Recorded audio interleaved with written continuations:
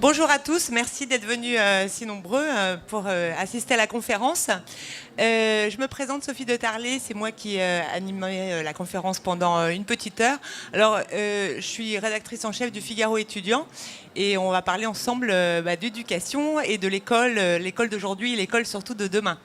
Si vous avez, c'est une conférence qui est faite pour vous, donc tout au long de la conférence, n'hésitez pas à poser des questions.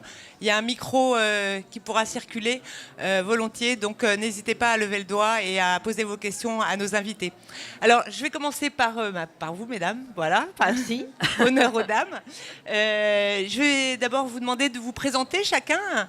Merci. Alors, dites-moi un petit peu qui vous êtes et puis ce que vous faites. D'accord. Bonjour à tous, je suis Patricia Eroma, je suis directrice de l'école Léonard de Vinci à Herblay dans le Val d'Oise et vice-présidente de la FET, donc la Fédération de la transition éducative. D'accord. Et vous faites quelle classe ? On a des élèves du CP à la 3e. D'accord. Très bien, merci. Monsieur ? Alors bonjour à tous, je m'appelle Vianney Chatillon, moi je suis le directeur d'une école à horaire aménagé musique. Donc il s'adresse à des enfants de 8 à 18 ans, CM1 à terminale, et qui se situe dans l'Aisne. D'accord. Qui est hors contrat Alors c'est une école mixte, nous avons une classe sous contrat et la plupart de nos classes hors contrat. D'accord, voilà. Merci beaucoup. Je vais vous adresser. Est-ce que vous pouvez vous présenter ? Oui, bonjour à tous, je m'appelle Mathieu Chéreau, je suis l'auteur d'un livre qui s'appelle « Préparons nos enfants à demain ».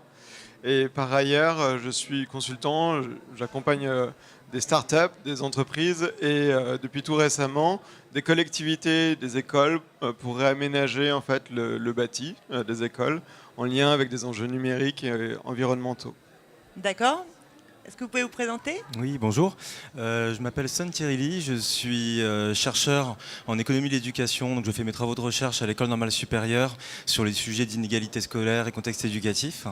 J'ai également travaillé pour France Stratégie, pour lequel j'ai rédigé un rapport qui s'appelle « Quelle finalité pour quelle école ?»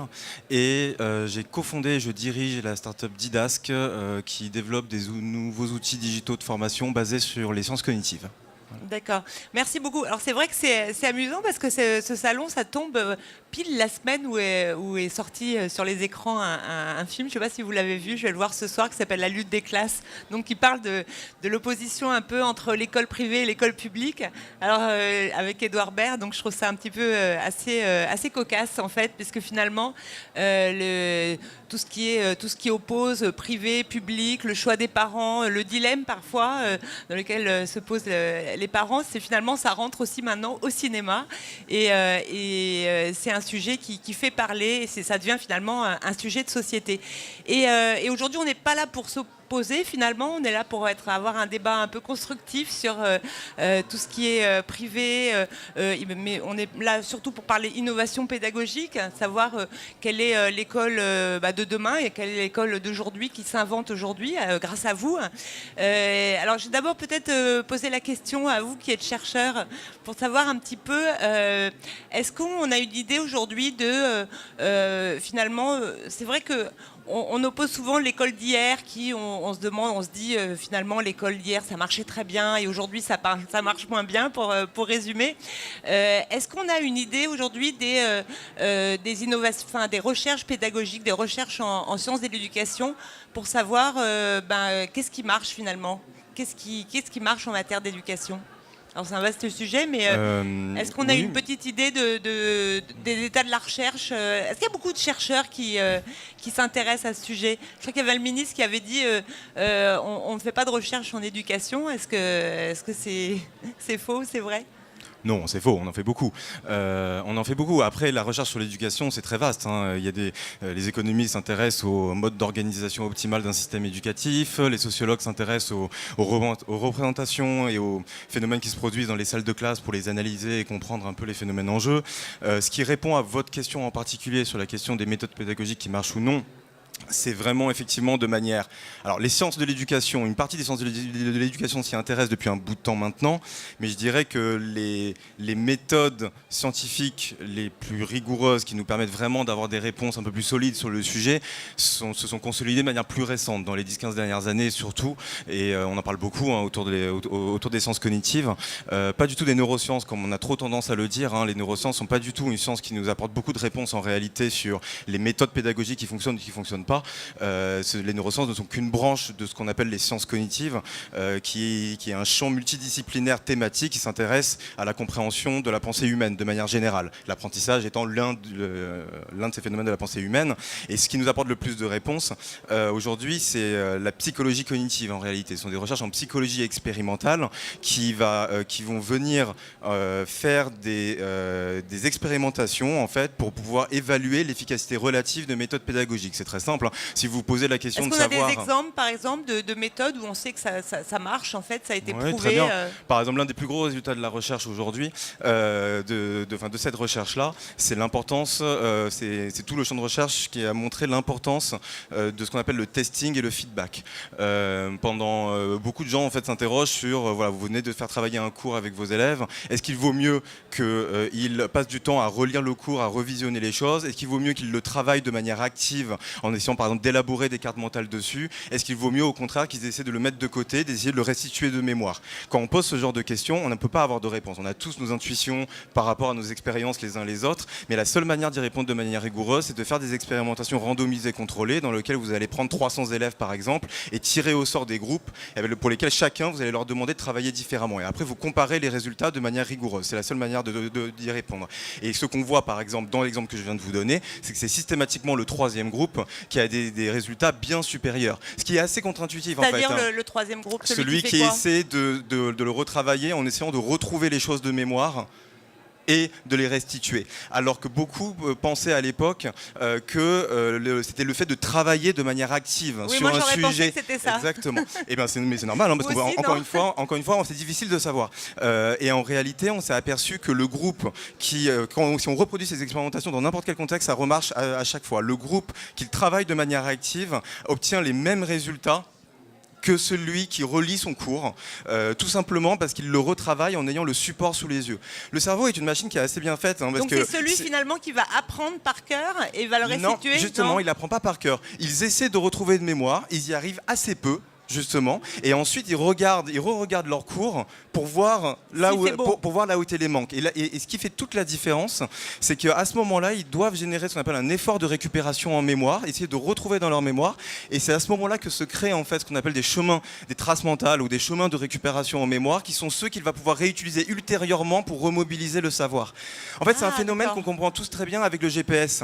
Depuis qu'on a des GPS, plus personne ne se souvient du chemin qui permet d'arriver quelque part. Et dès lors que même si vous le faites retravailler, mais s'il a le support sous les yeux, le cerveau en fait ne cherche pas à retenir ce qu'il n'a pas besoin de retenir, tout simplement. Ce n'est que parce que vous n'avez pas les choses en mémoire et que vous devez les mobiliser en situation dans un contexte, même si vous n'y arrivez pas et qu'ensuite vous essayez de réajuster en revenant sur les informations, que vous allez vraiment retenir, mémoriser et être capable d'utiliser ces informations ultérieurement. Voilà. Ça c'est bon. Après il y en a beaucoup d'autres, hein. Mais je dirais que ça, si vous vouliez un exemple, en tout cas, c'est ce genre de recherche qui nous permet d'en apprendre beaucoup aujourd'hui sur les mécanismes d'apprentissage. Et est-ce que par exemple on a juste et après on viendra avec nos autres invités, une autre question qui mobilise là aussi la recherche et qu'on se pose tous, est-ce qu'on apprend mieux face à un écran, c'est-à-dire avec une tablette, un ordinateur, une émission de télévision, ou en lisant tout simplement? Est-ce qu'on a une réponse là-dessus? Non, on n'a pas de réponse, mais d'ailleurs ni dans un sens ni dans l'autre. Enfin, pardon. On a beaucoup de gens qui ont travaillé dessus, mais on ne trouve jamais aucune différence. Enfin, jamais aucune différence. J'exagère un peu, mais dans toutes les méta-analyses, c'est-à-dire les analyses et les études scientifiques qui essaient de faire le point sur l'ensemble des études et sur le sujet, on ne voit globalement aucun effet du numérique si le numérique se résume à ce que vous dites. C'est-à-dire juste passer d'un support à un autre, un support papier à un support tablette. Tout simplement parce que c'est pas ça qui fait l'efficacité pédagogique. La question, c'est les usages. C'est tout simplement quelles sont les mécaniques pédagogiques que vous mettez en œuvre. S'il s'agit de lire sur un écran par rapport à lire sur un papier, ça ne change rien. Ce qui est en l'enjeu pour savoir, est-ce que pour créer une valeur ajoutée en termes pédagogiques, c'est tout simplement de d'abord partir de qu'est-ce qui fait que quelqu'un apprend, les mécanismes que je viens de vous dire. Il marche tout autant, par exemple, qu'on le fasse avec un ordinateur, avec dans le jeu, c'est ce qui se passe d'ailleurs, hein, quand on joue à des jeux vidéo, ou par justement même des QCM bien faits, dans lesquels vous essayez justement de résoudre des exercices par vous-même. Ça marche tout aussi bien que quand vous le faites en papier, en classe, dans lequel vous posez des exercices à vos élèves. C'est pas le support qui compte en fait, peu importe. Merci beaucoup. Vous vouliez ajouter quelque chose justement sur l'effet, est-ce que c'est un plus par exemple lorsqu'une école, et après je vous demanderai avec votre vécu et votre expérience, c'est une question que tout le monde se pose quand on crée une école, quand on a envie d'innover dans une école, est-ce que l'innovation ça passe forcément par les nouvelles technologies ?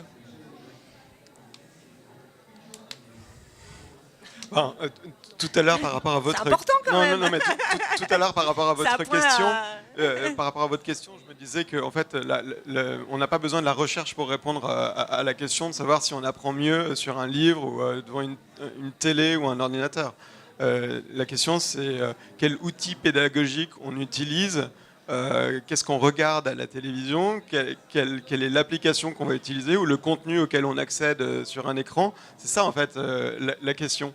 Et donc le numérique dans ce cas de figure-là, est-ce que c'est un outil nécessaire ? C'est une opportunité déjà pour créer de l'interactivité, mais ensuite la question se pose de savoir dans quelles conditions on crée cette interactivité. Est-ce qu'effectivement le numérique s'adapte au niveau de l'enfant ? Est-ce que l'application qui est proposée au travers d'une tablette va apprendre du niveau de l'enfant et en fonction de ce niveau va adapter les exercices par rapport à son niveau et pour lui proposer, on va dire, un enseignement personnalisé. Et là, effectivement, c'est considéré comme, on va dire, une approche qui est pleine de promesses, qui, en revanche, ne se substitue en aucune mesure à un enseignant, mais qui, en tout cas, est susceptible de le compléter de façon assez utile et assez révolutionnaire. Parce que avant de venir, j'ai lu un article justement sur le sujet où ils ont comparé l'apprentissage entre un ordinateur qui parle à un enfant et un vrai professeur. Et évidemment, le professeur est beaucoup plus efficace. Qu'est-ce que vous avez à répondre à ça ?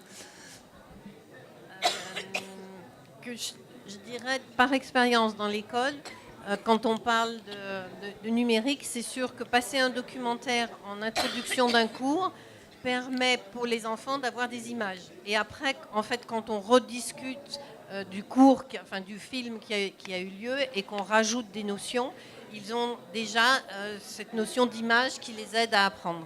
Nous, on trouve que c'est un support plutôt intéressant et qui fonctionne très très bien. Plus que le livre où ils ont juste une image. Le fait que, je veux dire, c'est quand même leur génération, le fait qu'ils aient un film et qu'ils aient des choses qui bougent, etc., c'est quelque chose qu'ils arrivent à mieux enregistrer. D'accord. Est-ce que vous vous inspirez de la recherche ? Est-ce que dans vos écoles, est-ce que les études qui montrent l'efficacité de telle ou telle méthode, est-ce que ça vous inspire dans vos méthodes pédagogiques ? Est-ce que, par exemple, dans votre école, qu'est-ce que vous utilisez comme méthode particulière ? Alors merci de cette question que je trouve passionnante, et d'autant plus que vous avez utilisé le terme d'efficacité, aussi bien Monsieur Lee que vous, et c'est un terme qu'on utilise rarement dans le monde des écoles. Souvent on parle plutôt de, voilà, il faut passer du temps, etc. Et le terme d'efficacité me parle beaucoup, puisque la structure que je dirige est une structure à horaire aménagé. C'est-à-dire que nous devons faire les mêmes programmes que les autres enfants dans l'éducation nationale pour passer le brevet, le baccalauréat, mais avec un ratio de 0,4 à 0,6, c'est-à-dire avec en gros la moitié du temps dont bénéficient les autres enfants. Donc notre structure, qui au début était très expérimentale, a testé notamment des méthodes très innovantes, je pense par exemple donc, au rappelez, cours... vous faites donc le matin par exemple classe et l'après-midi musique, c'est ça ? Oui, alors grosso modo c'est ça, hein. C'est-à-dire qu'on a moitié moins de temps pour faire le programme scolaire. Donc là où un enfant dans une école classique va avoir 4 heures de français par semaine par exemple, chez nous il va en avoir 2. Donc il faut aller 2 fois plus vite. Donc il y a une recherche d'efficacité qui fait que depuis le début, même avant l'ouverture de l'établissement, nous avons cherché auprès des sciences cognitives et puis auprès des dernières innovations quelles étaient les méthodes les plus performantes. Alors je crois que là-dessus, il y a déjà une démarche d'humilité, si je peux me permettre à avoir. Vous connaissez tous, je pense, cette citation qui dit que nous sommes des nains sur des épaules de géants, alors parfois attribuée à Victor Hugo ou d'autres. Et je crois qu'effectivement, nous sommes des nains quand on parle d'éducation, c'est-à-dire que ici, qui a l'expérience de 500 ans, 600 ans d'éducation? Aucun d'entre nous, bien sûr. Et donc nous avons une certaine jeunesse, tous, dans notre métier, dans notre vocation d'éducateur ou d'enseignant. Et donc il faut nous servir aussi de l'expérience du passé. Je crois que cette alliance entre la tradition et la modernité est un gage d'équilibre. Et je rejoins complètement ce que disait Monsieur Lee. Par exemple, nous aujourd'hui, nous utilisons évidemment beaucoup Internet. On a quasiment des écrans plats, des vidéoprojecteurs dans toutes les salles de classe. Parce que bien évidemment, quand vous avez besoin de faire une expérience, vous n'avez pas le matériel, ou alors montrer un bout de documentaire, un film, etc., c'est extrêmement utile. Dans le domaine de la musique, qui est le nôtre, nous passons aussi de plus en plus à des partitions dématérialisées. De plus en plus. Parce que les partitions à l'ancienne ont leurs limites. Par contre, nous avons testé par exemple des méthodes très innovantes comme les cours entièrement filmés, où en fait le professeur devient presque superflu, et nous l'avons testé durant 6 mois, et nous en sommes revenus. Pourquoi? Parce qu'on s'est rendu compte avec beaucoup de bon sens, il n'y a pas besoin d'avoir travaillé très longtemps dans l'éducation pour savoir qu'un enfant, l'apprentissage ne passe pas uniquement par le côté intellectuel, mais aussi par le côté affectif. Un enfant, surtout dans le secondaire, là je vais parler pour les adolescents par exemple, vous pouvez avoir un enfant qui une année est excellent en mathématiques, et lui il va dire bah oui, je sais pas, je suis très bon, j'aime bien la matière. Et puis l'année suivante vous changez le professeur, et tout d'un coup c'est la catastrophe, chute libre. S'il y a des enseignants parmi vous, vous me direz si vous êtes d'accord avec ce que je suis en train de dire, mais moi c'est mon expérience de 10 ans d'enseignement, encore une fois une petite expérience. Et donc le côté affectif est très important, et ça je crois qu'aucune machine ne pourra jamais le remplacer. Donc d'un côté il nous faut de l'innovation. Les nouvelles technologies apportent un véritable plus. Je prends un autre exemple. Nous avons certains de nos cours, par exemple, par Skype. Parce que l'enseignant a un empêchement. Plutôt que d'avoir de l'absentéisme, un cours de temps en temps par Skype, c'est génial. Par contre, que des cours par Skype, il y a un moment, ça ne marche pas. Donc je rejoins complètement ce qui se disait avant sur le fait que les nouvelles technologies, je crois, ne peuvent pas être une fin en soi. Je ne crois pas qu'il faille faire de l'innovation pour l'innovation. Il faut faire de l'innovation dans la mesure où elle sert un projet pédagogique construit notamment sur la tradition et sur ce que 500, 700, 800 ans ou plus d'histoire de l'éducation nous enseigne aussi. C'est vrai que dans l'article que j'avais lu, l'étude qui avait été faite, c'était pour apprendre le chinois. Et dans un cas, il y avait une institutrice qui parlait chinois aux enfants vraiment. Et dans ce cas-là, les enfants avaient vraiment appris chinois. Et dans un autre cas, c'était un écran en fait qui chantait des comptines en chinois. Et là, les enfants n'avaient rien appris. Donc l'interaction avec un vrai professeur, en fait, on voit que l'efficacité est énorme par rapport à juste la machine. Je crois qu'il faut un doux mélange. En fait, comme dans beaucoup de choses, vous connaissez, j'aime bien les citations, excusez-moi, Aristote disait que la vertu... C'est le côté professeur. Aristote disait que la vertu est dans le juste milieu, dans le juste équilibre. Et ce juste équilibre, je crois qu'on peut aussi le trouver entre la tradition et la modernité, entre l'innovation et les méthodes qui ont fait leurs preuves. J'en suis absolument persuadé. Alors moi je ne parle pas comme chercheur parce que j'ai aucune compétence là-dessus ni comme vraiment intellectuel de la question, mais plutôt comme enseignant et étant au quotidien avec des enfants. Bon, c'est vrai qu'on voit vite ce qui marche et ce qui ne marche pas. Et vous avez des exemples justement de méthodes que vous avez expérimentées qui ne marchaient pas, et puis à l'inverse des trucs qui marchent? Je vous parlais du 100% vidéo par exemple. À mon sens, le 100% vidéo, il y a un moment, déjà que nos jeunes aujourd'hui passent une grosse partie de leur temps libre sur du virtuel. Si à l'école on leur sert aussi du virtuel, à la fin ils vivent 90% de leur temps dans du virtuel. Et là, peut-être certains d'entre vous ont vu ce film qui est sorti il y a peu de temps de Steven Spielberg, Ready Player One, qui parle justement de cette difficile alliance entre le monde du virtuel et le monde du réel. Et je crois que l'école, si elle doit choisir un camp, je pense que le vrai et unique camp qu'elle doit choisir, c'est cette alliance intelligente entre d'un côté un véritable ancrage dans le réel, qui est basé sur une anthropologie. Donc là, pour le coup, je crois que ceux qui ont étudié un petit peu la philosophie sont sensibles à ce côté anthropologie, c'est-à-dire de quoi a besoin véritablement l'enfant pour se construire. Vous savez, c'est comme aujourd'hui on parle de la famille, un débat de société qui est très actuel. Est-ce qu'un père et une mère, c'est simplement une figure virtuelle, une figure intellectuelle pour un enfant? Une maman, c'est avant tout, c'est les caresses, c'est la tendresse c'est l'amour, c'est sensible, c'est réel. Hein, et un père, c'est aussi le temps que le papa il passe à jouer avec son enfant. C'est très concret, c'est très réel. C'est pas juste des concepts intellectuels. Et je crois Donc que un professeur, c'est pareil. C'est aussi, exactement. Dans une classe, c'est un peu pareil. Je crois qu'il faut aussi parfois revenir, non pas dans une dynamique de rétrogradation, encore une fois, avec toute une ouverture à la modernité, mais sans oublier l'anthropologie réaliste basée sur le concret, je crois. Je Merci pense que- beaucoup. Je peux rebondir sur ça. allez-y. Je pense qu'effectivement, cette question, elle est clé. Et peut-être qu'en préambule, on aurait dû poser que l'école de demain, c'est pas une école futuriste qui, effectivement, repose entièrement sur la technologie. C'est pas une école efficace dont le rôle, effectivement, est d'utiliser des outils prouvés pour transmettre des compétences d'un programme à un instant T. C'est une école, en fait, qui se pose la question des conditions de l'épanouissement d'un enfant dans la société de demain. Ça fait beaucoup de questions, mais ça permet d'élargir énormément le cadre, en fait, de la réflexion et de cette table ronde. Ouais. Oui, c'est vrai qu'on parle d'efficacité pédagogique, mais il y a évidemment, l'école, c'est pas uniquement l'efficacité pédagogique, même si c'est important, évidemment, c'est capital, mais il y a évidemment aussi l'épanouissement de l'enfant et son dans la société, parce que c'est ce qu'on attend de l'école aussi. Mais si je suis le raisonnement de monsieur, c'est effectivement, on leur apprend une culture générale, mais on leur apprend à savoir faire et on leur apprend à savoir être. Aujourd'hui, il faut savoir écouter les autres, il faut savoir accepter les autres tels qu'ils sont, il faut apprendre à donner pour apprendre à recevoir, il y a plein de notions qui ont un peu disparu, et dans le savoir-faire, c'est la même chose. Il faut savoir, finalement, ces enfants, ils doivent devenir chercheurs.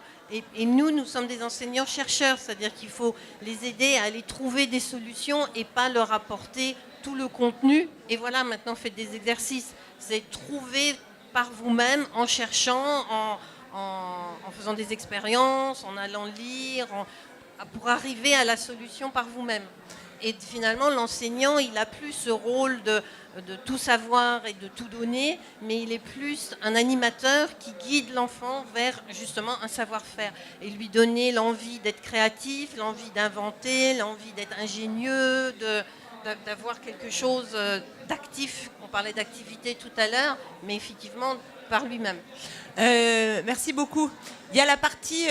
Qu'est-ce que vous avez vous avez des classes hors contrat ou vous avez les deux? Vous avez. On a juste une classe sous contrat. Une classe sous contrat. Tout le reste est hors contrat. Et hors contrat. Vous avez aussi les deux, hein, c'est ce Nous, que c'est vous pareil. disiez. On a une classe Voilà. sous contrat en primaire et le reste en hors contrat. Ouais. Voilà. Mais honnêtement, sur le débat hors contrat, sous contrat, personnellement, je trouve que c'est un débat complètement idéologique. La vraie question, c'est qu'est-ce qu'on fait avec le contrat Bah, ou pas. justement, Je me permets de le mentionner. Oui, parce bien que- sûr. Non, mais là, on n'est pas là pour se battre, bien Les sûr. économies. Mais est-ce Voilà, que, exactement. alors hors évidemment les questions financières, qu'est-ce que ça vous permet justement comme liberté? Est-ce qu'il y a des choses qu'on peut faire dans le hors contrat et qu'on peut pas faire dans le sous contrat avec l'État? Est-ce qu'il y a des choses que vous pouvez plus expérimenter en termes d'horaire, en termes de... Non, on fait le même travail, Oui. puisqu'on suit le programme de l'éducation nationale. C'est juste une autre façon d'enseigner et d'aborder les notions. Et l'objectif, c'est vraiment justement de faire comprendre et de travailler avec l'éducation nationale pour qu'elle voit qu'il est possible de travailler autrement que ce qui est fait actuellement. D'accord. Donc, Et nous, est-ce- ce qu'on voudrait, c'est être plutôt moteur et de travailler avec eux pour leur montrer qu'on peut évoluer. C'est possible. Est-ce que vous avez des choses qui vous paraissent dans la manière d'enseigner, dans le qu'est-ce qui est au fond différent en fait? Qu'est-ce que vous Oui, proposez? alors, de fait, je préciserai, enfin en tout cas mon opinion concernant ce que vous venez de dire. Il est vrai que de toute façon, à partir du moment où l'examen officiel de fin de scolarité secondaire reste le baccalauréat, et tant que les écoles libres n'en auront pas créé un autre, pourquoi pas, plus exigeant, parce qu'aujourd'hui le niveau du baccalauréat est quand même relativement dégradé, nous sommes obligés bien sûr de suivre les programmes d'éducation nationale dans une certaine mesure. Par contre, et c'est un ajout que je voudrais faire par rapport à ce que vous disiez, je crois que si nous prenons autant d'efforts, nous faisons autant de sacrifices pour créer des écoles indépendantes et libres, c'est pas pour faire la même chose que ce que font les écoles classiques. Et Pourquoi est-ce qu'on veut faire différemment? C'est pas pour une raison idéologique, pour se dire tiens on va faire mieux que les autres parce que les autres sont mauvais. Non, c'est pas ça. Et c'est aussi un point que je voulais mentionner par rapport à toutes ces recherches et cette question sur l'efficacité de l'école. Le principe, me semble-t-il, essentiel à avoir à l'esprit, c'est déjà que les enfants sont tous différents. Donc quand on parle d'efficacité à l'école, le principe de base qui devrait nous guider, c'est le principe de la liberté d'enseigner. Pourquoi? Parce qu'un enfant qui est kinesthésique, vous lui mettez un écran dans les mains, mais il n'en a rien à faire de l'écran. Il comprend, c'est des images. L'enfant kinesthésique, il a besoin de toucher, de manipuler. Donc ce type d'enfant-là, du Montessori, va beaucoup l'épanouir. Inversement, un enfant qui est très auditif, vous lui mettez juste un livre entre les mains, ça a beau être un livre traditionnel, tout ce qu'on veut, il a du mal parce que l'enfant auditif, il a besoin d'entendre, il a besoin d'écouter, etc., etc. Donc ce que je veux dire, c'est que le présupposé de base, me semble-t-il, d'une efficacité, c'est de la liberté. Et qui est le mieux à même de trouver la bonne méthode pour l'enfant? Alors bien sûr, je ne remets pas du tout en cause le fait qu'il faut faire des recherches, qu'il y a des constantes, bien sûr, en fonction des profils d'enfants. Il y a des constantes qui fonctionnent globalement avec tous les enfants quand même. Voilà, tout à fait. Mais je crois qu'aujourd'hui, on dit qu'à peu près 30 à 40% des élèves sont en échec scolaire dans le système traditionnel. C'est bien qu'il y ait une raison. Et cette raison, c'est parce que tous les enfants ne sont pas identiques. Moi, je le vois beaucoup, parce que dans nos processus de recrutement, nous, on a l'habitude de dire à 1 à 2% des enfants. Donc on est extrêmement conscient d'avoir une structure qui ne concerne qu'une minorité des enfants. Et je crois que c'est d'ailleurs le thème de ce salon dans lequel nous sommes aujourd'hui, la liberté scolaire, l'IPSCO, liberté scolaire. Je crois que cette liberté, elle est un présupposé à l'efficacité. Si vous dites à l'enseignant, voilà, tu dois enseigner comme ça, parce qu'à Paris, Monsieur Blanquer a décidé, voilà, rue Grenelle, ils ont décidé que ça c'était la méthode qui marchait. Excusez-moi, mais on a l'impression d'être dans un pays totalitariste où dans les hautes sphères du parti, on a décidé que la méthode officielle c'était ça.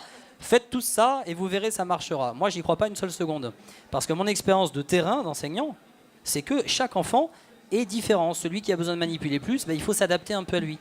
Et je crois que l'école de demain devrait justement être une école de la liberté dans laquelle on fasse vraiment confiance aux enseignants et aux chefs d'établissement pour qu'ils adaptent les méthodes et qu'ils prennent les méthodes qui conviennent aux enfants dont ils s'occupent. Voilà. Vous travaillez dans une banlieue, dans une ZEP, il ne faut pas appliquer les mêmes méthodes que si vous travaillez dans l'ouest parisien, parce que, ou à Stanislas à Paris. Encore une fois, si quelqu'un veut se faire la propre idée, il va là-bas, il va sur place. Vous allez voir, moi j'ai visité l'école d'Espérance banlieue à Montfermeil. C'est pas les mêmes méthodes exactement qu'à Stanislas à Paris, c'est sûr. Est-ce que c'est gênant? Est-ce que c'est mal? Est-ce qu'il faut dire ça c'est la bonne, ça c'est la mauvaise? Je pense que cette liberté, elle est quand même un présupposé, me semble-t-il, important pour une efficacité pédagogique. Merci beaucoup. Est-ce que vous voulez ajouter quelque chose sur tout ce qui est justement liberté pédagogique? Est-ce que pour vous c'est important d'être libre ou quand même il faut quand même donner des directives finalement aux enseignants pour leur dire ça marche, ça marche pas, ça a été testé. Je ne sais pas qui veut ou si vous voulez réagir là-dessus. En fait, je pense que il faut faire attention à là où est-ce qu'on met la frontière. En fait, je pense que c'est, comme vous disiez d'ailleurs, un équilibre entre les, un équilibre entre les deux. Un juste milieu. Oui, mais qui est pas simple à trouver. En fait, alors. Par rapport à l'exemple que vous donniez justement, et après je vais vous aller dans votre sens, mais d'abord en fait par exemple la question des intelligences multiples, qui est en fait la théorie sur laquelle vous vous appuyez, c'est en fait une théorie qui aujourd'hui est extrêmement controversée justement. Alors on a un gros problème qui est justement les chercheurs combattent beaucoup, pour nous c'est l'un des plus gros neuromythes, comme on les appelle, contre lesquels on essaie de se battre. Alors pas l'idée des intelligences multiples, l'idée que il faut s'adapter à chaque enfant. Non, alors l'idée qu'on a des différentes formes d'intelligence est vraie pour tout le monde. Je veux dire, on peut comprendre les choses de différentes manières et ça, c'est une réalité. L'idée qui en a découlé, donc c'est une théorie qui a été théorisée par Howard Gardner il y a un bout de temps, c'est l'idée qui en a découlé, qui est l'idée des styles d'apprentissage. C'est-à-dire selon laquelle certains, du coup, apprendraient mieux de manière visuelle ou apprendraient mieux de manière auditive ou de manière kinesthésique, est une idée qui a été qui a fait l'objet de beaucoup de travaux de recherche parce qu'on a essayé de voir est-ce que effectivement ça marchait ou pas. Et malheureusement, aujourd'hui, les résultats sont très controversés en fait. Quand vous faites des expérimentations où vous testez, typiquement, vous prenez des élèves qui se définissent comme visuels ou alors que vous évaluez comme étant visuels d'une manière ou d'une autre et que vous tirez au sort des groupes dans lesquels certains vous leur donnez un enseignement visuel, d'autres un enseignement auditif, typiquement, vous ne voyez aujourd'hui aucune différence. Même chose pour les auditifs. Et Enfin, d'ailleurs, c'est des résultats, je crois, qui ont été beaucoup trouvés par des gens qui y croyaient beaucoup et qui essayaient justement de vérifier pour pouvoir le montrer. Et donc, c'est ça qu'apporte la recherche, en fait, hein, de manière assez agnostique. Elle arrive, elle ne porte aucun jugement sur est-ce que ça marche, est-ce que ça marche pas. On se dit juste, il faut qu'on vérifie ça. Et là, pour le coup, celui-là, on l'a multiplié dans des tas de sujets, avec des tas de disciplines différentes, sur des apprenants de bas âge, des adultes, et on ne retrouve jamais l'effet. Mais ce qui ne veut pas dire que tout ce que vous dites est faux. Hein. C'est pas ce que je dis. C'est que par exemple, ce sujet-là, c'est quelque chose que la recherche nous montre que ça ne marche pas. Et donc typiquement, c'est là où quand même, il n'y a que ces résultats et cette recherche rigoureuse qui peut nous apporter des réponses. Ce qui ne veut pas dire que, il ne faut pas adapter à chaque élève, mais il faut voir dans quelle dimension il faut adapter aux élèves. Par exemple, tout ce qui est adapté au rythme de l'élève, ça c'est une réalité. Il y a eu des travaux qui ont essayé de voir est-ce que s'adapter à chaque fois, proposer un défi d'apprentissage qui est bien calibré au niveau de chaque élève, c'est-à-dire à la fois qu'il soit ni trop difficile, ni trop facile, ni trop difficile par rapport à son niveau initial, parce que chacun arrive avec un niveau préalable différent, arrive avec des possibilités de connecter ce que vous allez lui dire de manière différente. Ça, en revanche, ça a des effets extrêmement positifs. Donc, de ce point de vue-là, par exemple, c'est important d'adapter. Excusez-moi, je vais juste finir sur un dernier point pour rebondir à monsieur. C'est intéressant. Pas rebondir, c'est que pour autant, je pense que l'idée qui est effectivement un peu trop poussée par le mouvement politique actuel de chercheurs d'en haut qui iraient dire aux enseignants comment il faut qu'ils travaillent exactement, ça, c'est pour moi dépasser de très loin ce qu'est capable de faire la recherche. Par exemple, pour le coup, Stanislas Dehaene est un très grand chercheur, hein, mais je suis complètement opposé à une phrase qu'il a dite un jour, qui était que Stanislas Dehaene, qui est que l'enseignement est une science. L'enseignement n'est absolument pas une science. On parle de science de l'éducation. Cette science-là donne des indications très précieuses pour les enseignants, pour les guider dans leur pratique. Pour autant, l'enseignement est une pratique quotidienne avec des élèves qui, effectivement, chacun sont des individus qui arrivent avec leur complexité. Et vous, ce que vous faites de la même manière qu'un médecin, je veux dire, un médecin, il s'appuie sur des travaux épidémiologiques qui sont faits sur des grandes masses, mais lui, quand il prend des décisions vis-à-vis d'un patient, il le prend avec un patient qui a son histoire, qui a la conjoncture de l'ensemble. Donc, il doit quand même s'appuyer sur ces travaux. Parce que sans ces travaux qui iraient vous dire que, en moyenne, quand un patient a tel problème, c'est plutôt tel médicament, tel traitement qui marche, il aurait du mal à faire son travail. En revanche, c'est à lui de savoir que là, dans ce cas spécifique, en moyenne c'est peut-être vrai, mais ici, ce patient qui mange une fois tous les 3 jours, qui a tous ses problèmes sociaux de son côté, là, pour le coup, il faut peut-être que je varie. Et je pense que c'est là où doit se situer la bonne articulation du travail entre la science d'une part et l'enseignant et l'enseignement de l'autre. Mais c'est vrai qu'il y a des difficultés de dialogue entre les deux mondes qui créent en fait des braquages dans lesquels au final les chercheurs, certains chercheurs finissent par vouloir dire aux enseignants ce qu'il faut qu'ils fassent comme si c'était militaire, et de l'autre côté le monde enseignant se braque aussi à contrario en voulant rejeter tout ce qui vient de la recherche à cause de ça. Exactement. Ouais. Et je pense que c'est un vrai problème de dialogue qu'il faut réussir à résoudre si on veut améliorer l'école pour demain. Merci beaucoup, c'était intéressant. Vous voulez ajouter quelque chose? J'ai un élément de réponse par rapport à votre question sur la liberté.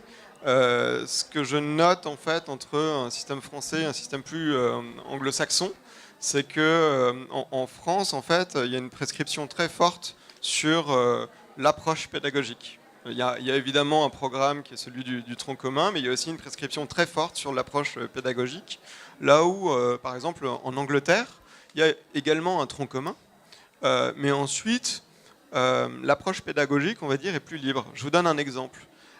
J'ai étudié de façon assez précise, là, dans mon prochain livre, en fait, une école dans la forêt.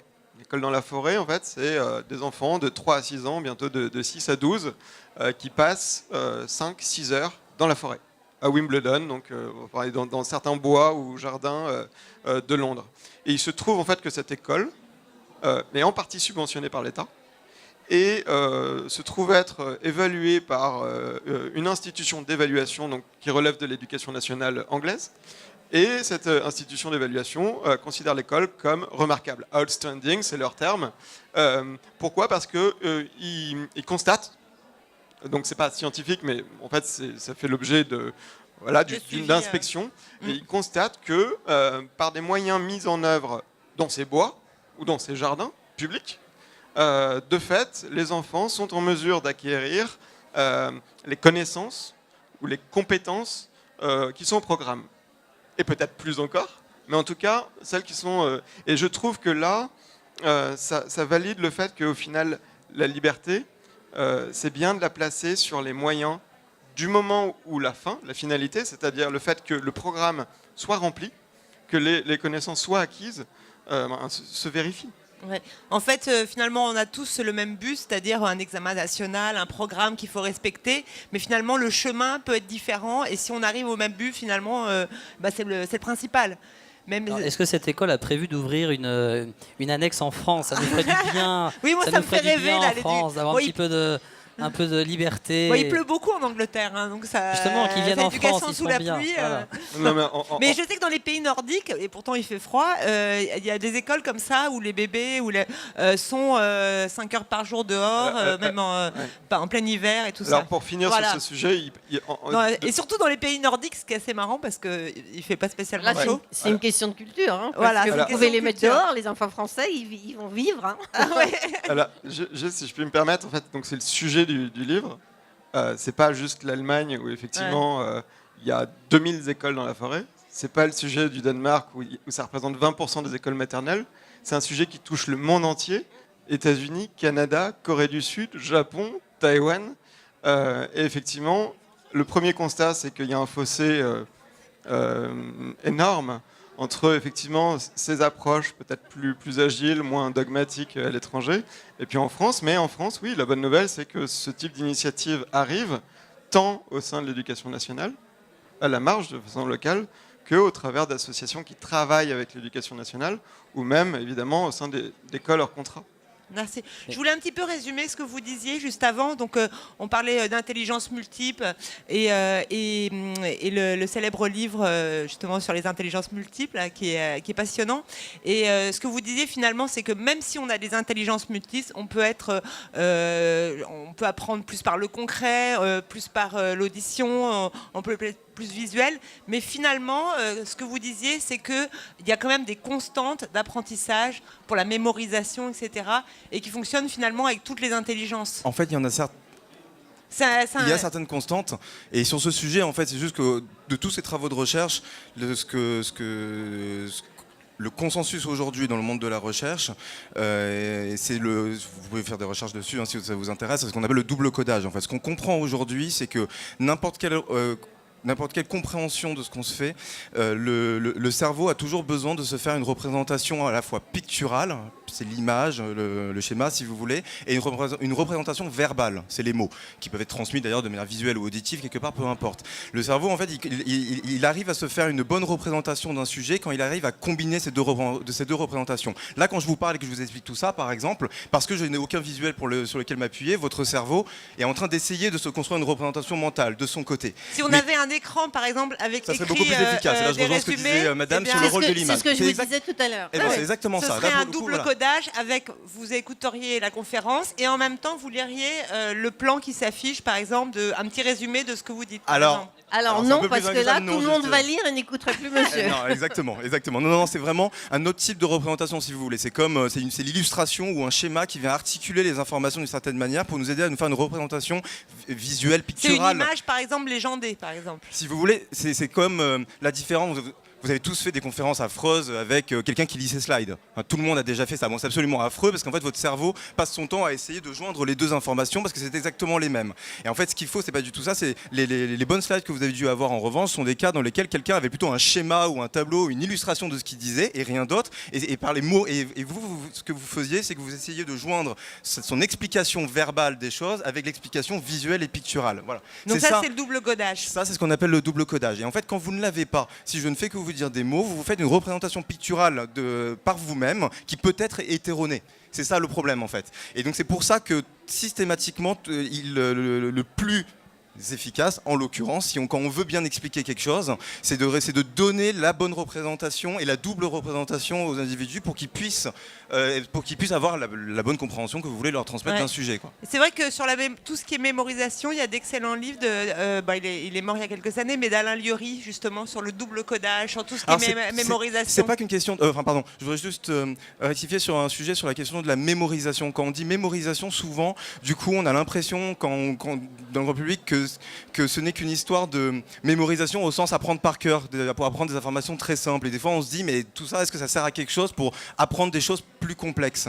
En fait, ce qu'il faut savoir, c'est que quand on parle de mémorisation dans la recherche, c'est pas du tout la mémoire, il y a une confusion, c'est pas du tout la mémoire au sens de la mémoire par cœur, comme nous on se la représente quand on parle au niveau du grand public. Ce qu'on appelle la mémoire sur le plan cognitif, c'est la zone de stockage de toutes les connaissances et compétences que vous avez. C'est-à-dire que ce sont des réseaux neuronaux qui s'activent quand vous essayez de résoudre un problème. Et donc là, on parle d'apprentissage complexe, ou quand vous essayez de jouer d'un instrument, ou quand vous essayez de faire quelque chose. En fait, vous activez des réseaux neuronaux qui sont stockés dans votre mémoire. Donc, ce que je veux dire par là, c'est que tout ce qu'on raconte s'applique également en réalité pour des apprentissages complexes. Et pas uniquement pour retenir des informations simples. Des fois, on a l'impression que ça sert juste à retenir son numéro de téléphone par cœur, cette histoire, donc c'est important de rectifier ça. Merci, la mémorisation est au cœur de tout. Oui, ce qui est intéressant aussi, tout à l'heure, on parlait d'agir avec bon sens et de prendre en compte la spécificité des enfants. Mais ce qui est important aussi, c'est de donner du sens à ce qu'on leur apprend. Parce que quand vous commencez une leçon et que vous leur faites apprendre une notion toute simple, je prends au hasard parce que c'est une simple, le périmètre, je veux dire, c'est abstrait pour les enfants. Et ils vous demandent mais à quoi ça sert. Et leur donner une définition et dire maintenant tu me calcules le périmètre d'un petit rectangle de 2/3. Pourquoi faire? Ouais, alors que si c'est un terrain de foot, si c'est quelque chose Exactement. de concret. Mais oui, mais tout à fait. Donc si vous commencez la leçon en disant j'aimerais bien qu'on calcule et qu'on sache combien de distance vous parcourez quand vous faites un terrain de foot et dites-moi comment vous allez le calculer et trouvez-moi une formule mathématique, ça marche très bien. Ouais. C'est là où il devient animateur, l'enseignant, et non plus juste théorique. On parle beaucoup des méthodes de travail. C'est vrai que moi, ça n'existait pas du tout quand j'étais à l'école. On ne disait pas on va vous apprendre des méthodes. Et aujourd'hui, à l'école, c'est beaucoup ça. On essaye de leur apprendre des méthodes. C'est plus du tout on essaye de vous apprendre des choses, tout bêtement. Mais c'est on vous apprend des méthodes. J'ai remarqué que c'était un langage qui était utilisé et qui ne l'était pas du tout quand j'étais enfant. Et est-ce que... tout simplement, est-ce que ces méthodes de travail, est-ce que vous en emparez ou c'est quelque chose d'important pour vous C'est extrêmement important parce que c'est la façon dont ils vont devoir travailler demain. C'est que demain, ils ne savent pas quel problème ils vont devoir résoudre. Donc aujourd'hui, nous, ce qu'on doit leur apprendre, c'est comment répondre à une problématique, comment chercher des solutions, comment chercher faire des appel, informations. voilà, faire confiance aux autres, aller chercher les informations sur quelqu'un qui a peut-être plus d'informations que lui, d'accepter que du coup, avec ces informations et celles qu'on a, on peut aller de l'avant, etc. Donc oui, c'est extrêmement important. Oui. Moi, je voudrais quand même réagir. Je suis d'accord avec vous sur le fait que les méthodes de travail en soi sont essentielles à l'issue d'un parcours de scolarité, mais je crois que la racine du problème vient qu'en France, souvent, on veut faire... Alors, c'est ou, comme diraient les latinistes, c'est out. Voilà. Alors que dans le monde anglo-saxon, on ou est apprendre des plus... choses ou faire des méthodes, mais c'est Voilà, pas les deux en même temps. Il faut arrêter, c'est une aberration. Pourquoi opposer en permanence les choses? On peut très bien donner du contenu et enseigner des méthodes. Enfin, moi, je le vois tous les jours au quotidien. Quand vous avez un enfant qui arrive, vous lui apprendre la musique. Bon, nous, c'est notre cas tous les jours. Je pensais à ça, en fait. Bon, vous lui apprendre la musique, vous faites comment? Vous lui donnez des méthodes, bien sûr. Vous lui apprenez à lire une clé de sol, une clé de fa. Vous lui dites, mais c'est pas suffisant. Il faut lui expliquer que cette note-là, elle s'appelle un do. Parce que s'il ne sait pas que ça s'appelle un do, il va avoir du mal. Hein. Donc, si vous voulez, ça va ensemble. Et de fait, le couronnement, j'ai envie de dire, d'un enseignant ou d'un éducateur, c'est quand il se rend compte qu'il a transmis des contenus qui vont lui donner une culture, une connaissance du milieu, peu importe si c'est la musique ou autre chose. Il a transmis des méthodes, il a accompagné l'enfant pour qu'il comprenne le sens des méthodes et que, donc non seulement l'enfant va être capable de reproduire les méthodes, mais il va être capable d'innover et de créer et d'aller bien au-delà de l'enseignement qu'on lui a transmis grâce aux bases qu'on lui a transmises. Vous voyez, donc moi je vois en musique, moi ma gloire, c'est pas quand mes élèves donnent un concert magnifique où on leur a appris, en ce moment on travaille une messe de Haydn, bon ça dure 1h30 par cœur. Mais c'est pas un par cœur de force, c'est un par cœur naturel. Mais ma plus grande fierté, c'est pas ça. Ma plus grande fierté, c'est quand je vois qu'à leur tour, tout seuls entre eux, ils s'organisent pour monter des ensembles, etc. où nous, on n'a rien fait. Parce qu'ils ont compris la méthode de travail, et donc ils arrivent à faire ça. Mais ça, c'est pas quand l'enfant, il a 8 ans, il a 10 ans. Ça, c'est à l'issue du parcours, quand l'enfant, justement, est prêt à rentrer dans la vie d'homme, la vie d'adulte. Donc je crois que ça peut être et pas forcément ou. Merci. Est-ce qu'il y a des questions du public pour nos invités qui sont assez... c'est vrai qu'on ne se lasse pas de les entendre. Donc n'hésitez pas à leur poser des questions. C'est quand même pas fréquent d'avoir des gens aussi expérimentés. Oui. Oui, et j'aimerais savoir si dans les diverses recherches, les enfants sont acteurs de la décision, qu'est-ce que je veux comme une école pour demain. Parce que moi, tout ce que j'ai entendu, c'est des adultes qui disent comment je vais apprendre. Mais finalement, pour moi, ce que j'entends, c'est je vais continuer à faire l'école qu'on a aujourd'hui avec des nouvelles méthodes, avec de la technologie, mais je ne vois pas en quoi tout ce que j'ai entendu me fait voir une école de demain et pas du tout entendu à aucun moment l'enfant et qu'est-ce qu'il a décidé pour cette école de demain. Parce que je pense que c'est la clé des buts, c'est que l'enfant décide. Est-ce que l'enfant décide demain. de son école? C'est ça la question. Pour moi, c'est ça. Est-ce que vous pensez qu'un enfant doit décider quelle est son école, ou est-ce que c'est les parents qui décident, quoi? Moi, je pense que c'est. Bon, moi, a priori, à titre personnel, c'est moi qui décide. Mais bon. C'est pas très drôle, mais moi je peux répondre à ça. Pour venir un peu à l'exemple qu'on donnait sur l'école en Angleterre, c'est une école qui est en train de se répandre, pas seulement en Angleterre, mais en Amérique latine, par exemple, c'est un cas que je connais très bien.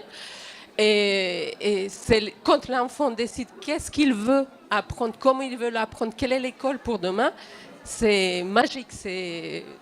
Donc je voulais savoir ici un peu, en Europe. L'idée d'une école où l'enfant ferait un peu, choisirait ce qu'il veut apprendre, en fait, c'est ça?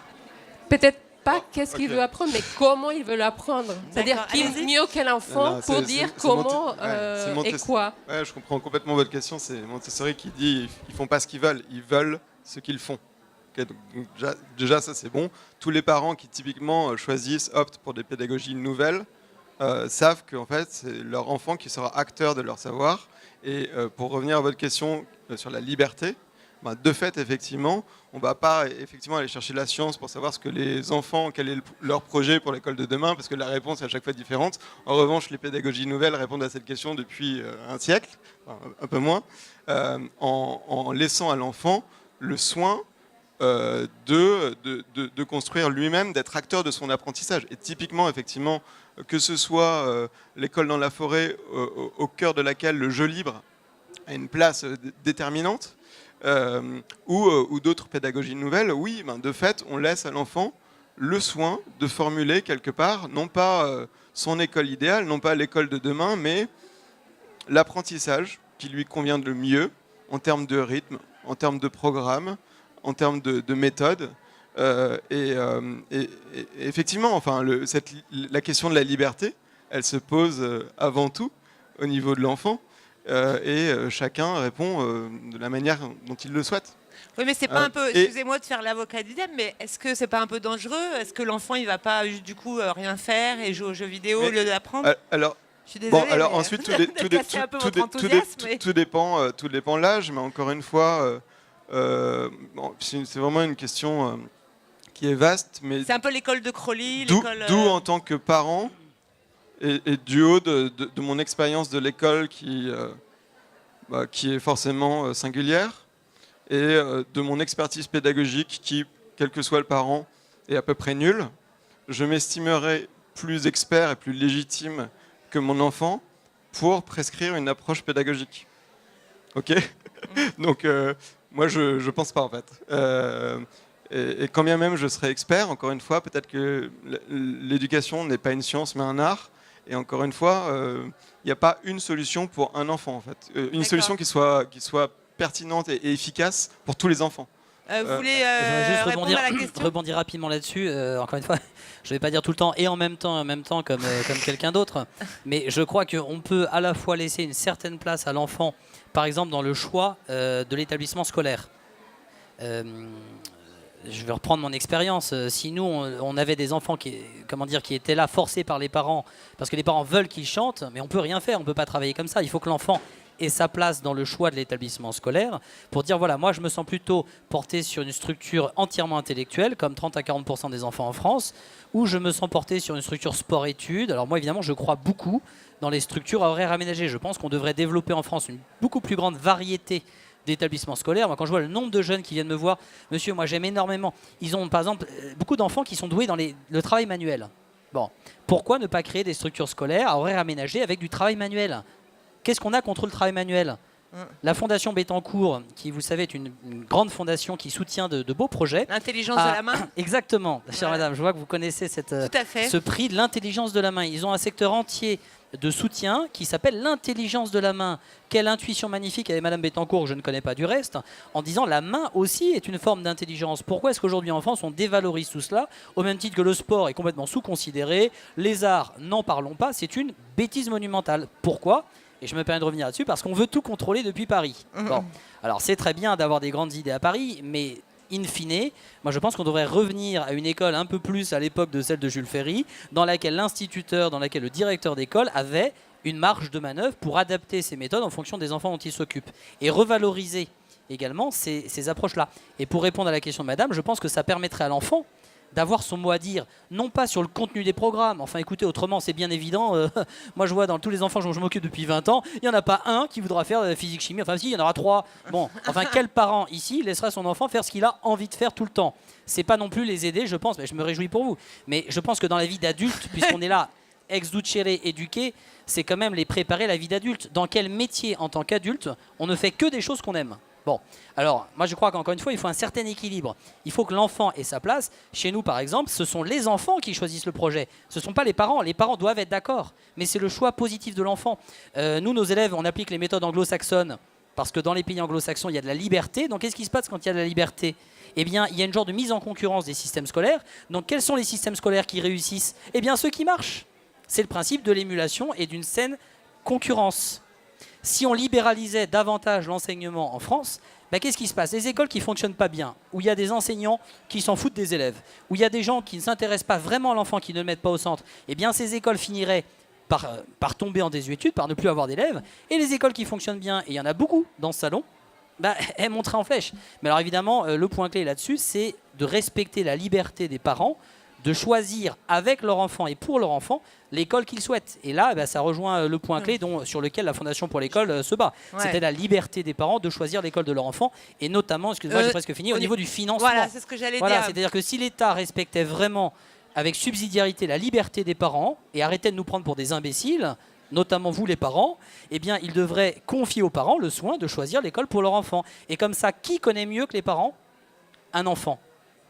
C'est à Paris qu'ils connaissent votre enfant? Non, ce sont les parents. Donc les parents, connaissant leur enfant, choisiraient l'école qui lui convient. Donc par exemple, vous seriez pour l'idée parce que c'est vrai que maintenant on choisit le public et c'est gratuit, finalement c'est payé par nos impôts, mais si c'est le privé, on paye quand même nos impôts évidemment. Ce qui est une injustice profonde.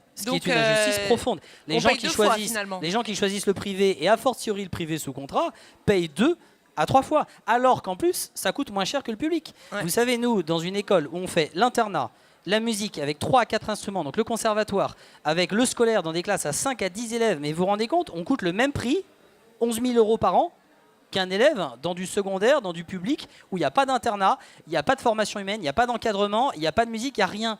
Bon, où passe notre argent? De nouveau, à Paris.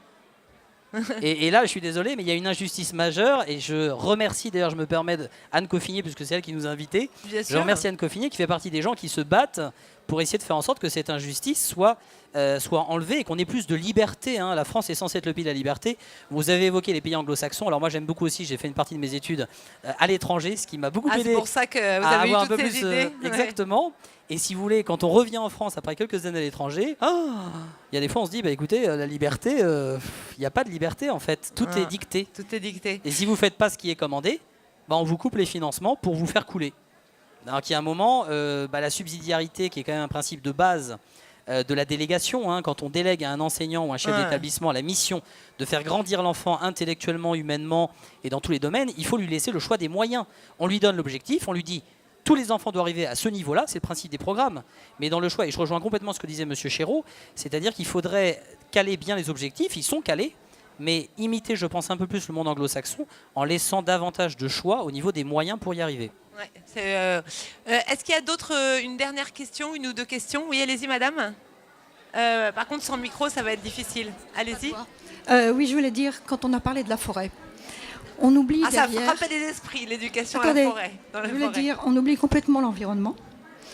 Il n'y a pas de réflexion derrière, parce qu'il y a la forêt. La forêt, c'est la formation par l'environnement.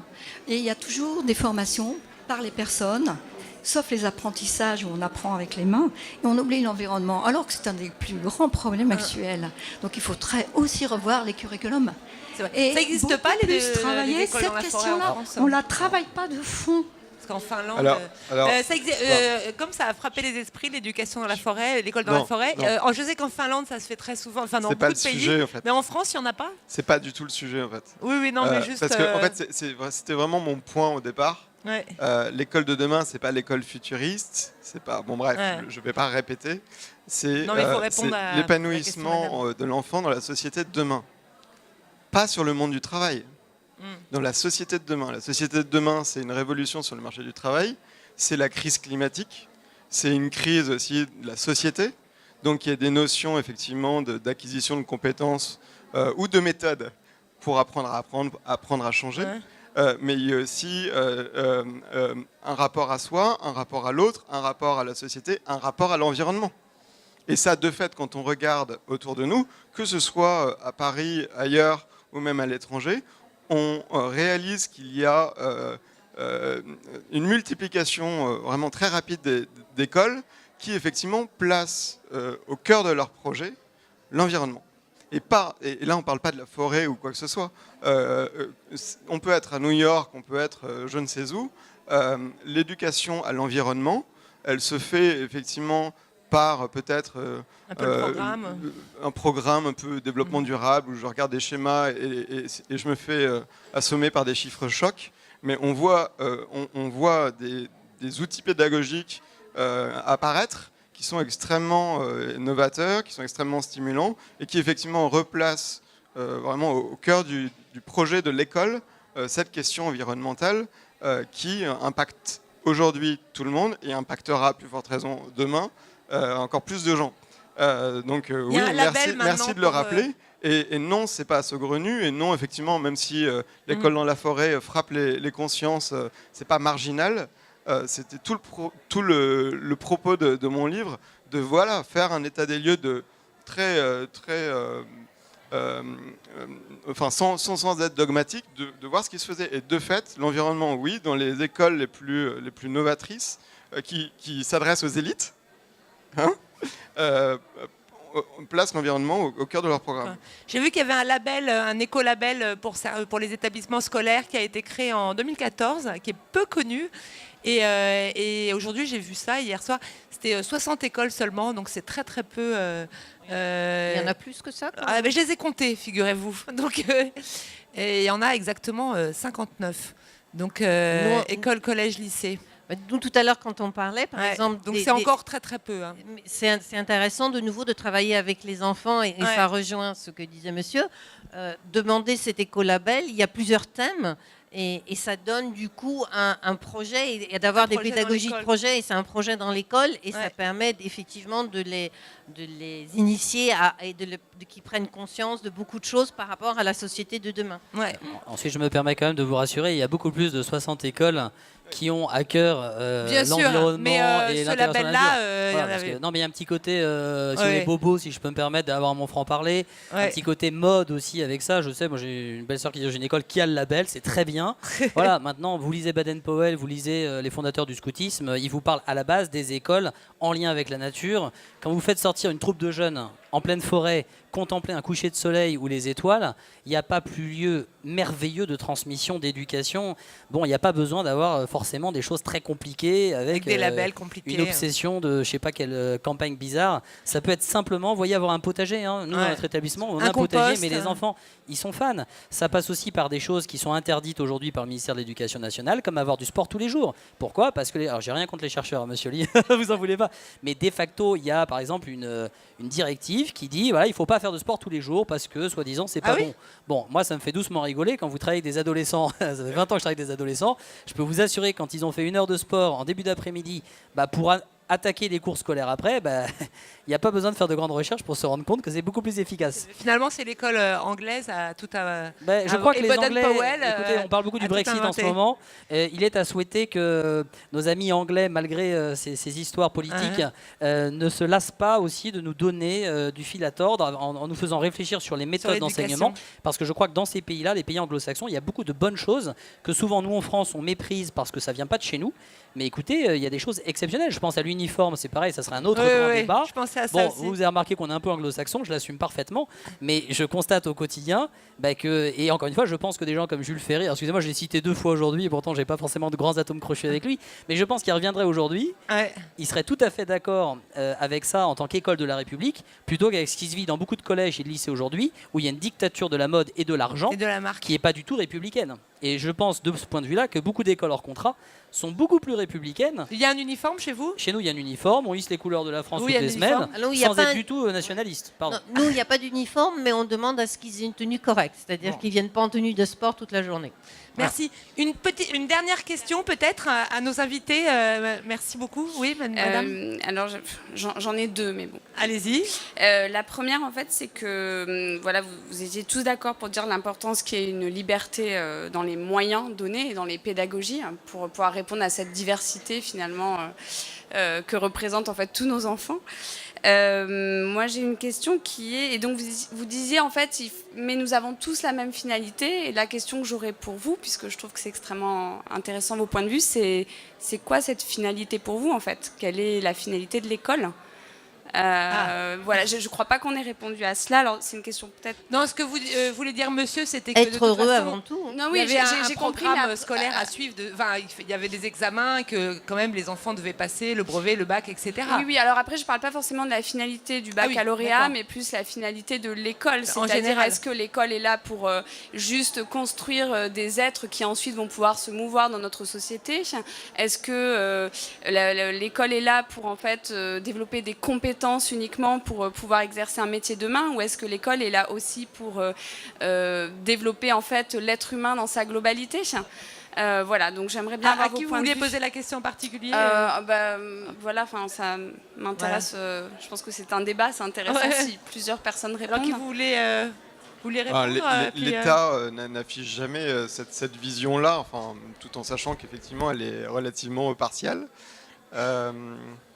Non, moi, ce qui me frappe, c'est qu'il y a une autre et une nouvelle vision de l'école qui se résume en 2 mots, c'est la notion de whole child. Donc l'enfant considéré dans sa globalité en tant qu'individu, que personne, qu'on va aider à grandir intellectuellement, physiquement, spirituellement, dans son rapport à lui-même, à l'autre, à l'environnement, etc. Et évidemment qu'on va aider à trouver sa voie professionnellement. Et c'est cette vision-là, il me paraît évident effectivement que ce n'est pas celle de l'éducation nationale. Est-ce que c'est la bonne? Je ne sais pas, mais en tout cas, je sens qu'elle gagne du terrain et que effectivement c'est plus une éducation à la vie qu'une éducation à un travail. Et l'éducation à la vie, oui, on la retrouve chez des grands penseurs de l'éducation depuis des siècles. Et je pense qu'effectivement, l'école du XXe siècle l'a oublié, puisqu'il fallait servir effectivement une révolution industrielle, il fallait effectivement former en masse des enfants. Mais il se trouve que la société du XXIe siècle n'a plus les mêmes enjeux. D'accord. La conférence doit se terminer, donc juste un mot, et après c'est terminé. Quel dommage, c'est un sujet passionnant, merci madame. Je me permets juste de dire dans ce cas très rapidement que je crois que vous avez mis le doigt sur le point clé de tout ce débat et tous les débats qu'on peut avoir quand on parle d'éducation. Le problème, c'est que souvent on veut mettre d'accord les gens sur des points qui sont complètement, c'est l'alinéa numéro 48 si vous voulez du sujet. La vraie question initiale à laquelle il faut répondre avant de vouloir répondre à quoi que ce soit d'autre, c'est la question que vous venez de poser, c'est-à-dire quelle est la finalité de ce que l'on fait. Et cette cause finale, si je veux parler en termes comme saint Thomas d'Aquin, en fait, elle repose sur une vision anthropologique, c'est-à-dire, pour nous, qu'est-ce que c'est qu'un homme, qu'un être humain, qu'un enfant? Voilà, parce que ça fait à peu près 200 ans qu'on considère que l'enfant, c'est un cerveau sur pattes, Donc en fait, il faut attacher les pattes sur une chaise et une table, et puis de nourrir le cerveau. Et puis s'il veut pas, on fait comme les oies. Hein, on, fait les oies. Alors, on ouvre la bouche, et puis allez, tu vas te coller 4 heures en plus. Et tu veux pas, et ben on va y aller quand même de force, tout par la force. Alors moi j'aime beaucoup Saint François de Sales qui disait rien par force, tout par amour. Alors ça peut paraître un peu bisounours, ça l'est pas du tout. Ça l'est pas du tout parce que l'enfant il doit être aussi acteur. Pas que acteur, mais aussi acteur. Et je suis absolument convaincu que la vraie réflexion initiale, c'est de se poser une question anthropologique. Quelle est notre vision anthropologique de l'enfant? Chez nous, par exemple, nous considérons qu'un enfant, c'est un corps, une âme et un esprit. Et dans cet ordre-là. Et que quand vous nourrissez d'abord le corps, vous pourrez nourrir l'âme, et ensuite l'esprit s'ouvre à la connaissance. Mais d'autres personnes peuvent ne pas partager cette vision. Et donc l'école de demain, elle doit reposer sur une vision anthropologique.